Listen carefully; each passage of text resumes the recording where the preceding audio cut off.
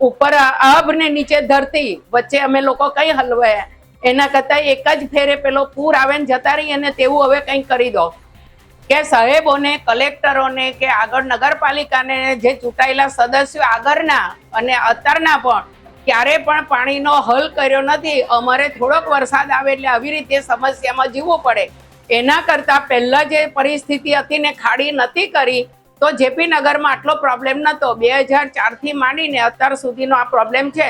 તમે અમારા ઘરની પરિસ્થિતિ જોવો અને પછી ઝૂંપડપટ્ટી વાળા જોવો, અને જ્યારે હોય ત્યારે અમને કોઈ પણ વસ્તુનું નિરાકરણ કરતા નહીં. ગઈ સાલ પણ અમે હલ્લાબોલ કર્યું હતું, કલેક્ટર સાહેબને પણ વિનંતી કરી હતી કે નહીં, ઈશ્વરભાઈ સાહેબને પણ કહ્યું હતું તો કે તમારી સમસ્યા દૂર થઈ જશે. જે ખાડીના પાણી જતા છે ડેનેજ લાઈનના, તેમજ જો ચોમાસાનું પાણી આપી દીધું હોય તો એ કુંડીઓ અમારી બેક મારતી છે, આખા ઘરમાં નદી તરફ જઈ રહ્યા છે. હવે અમારે શું કરવું? ઉપર આભ ને નીચે ધરતી વચ્ચે અમે લોકો કઈ હલવાયા?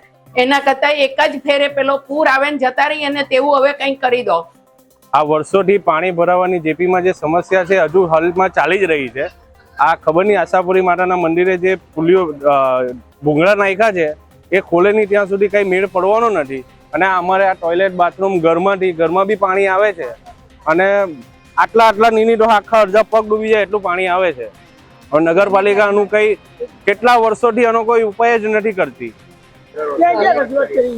બધે નગરપાલિકામાં અમારી સોસાયટી દર વર્ષે જાય છે પણ કોઈ રજૂઆત, કોઈ કામ નથી થતું. ત્યાં સુધીમાં જેપી સોસાયટીમાં અમે રહેતા છીએ, મકાન માલિક છે, પણ એને અમને મદદ હારી કરેલી છે, સગવડ હારી કરી દીધી છે.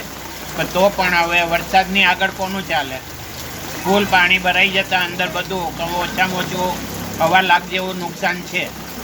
માલ શીખે બધો માલ અંદર પલરી ગયો. અંદર ઓછામાં ઓછું 4 ફૂટ પાણી 5.5 6 થી ચાલુ થયું ત્યારનું ચાલુ છે.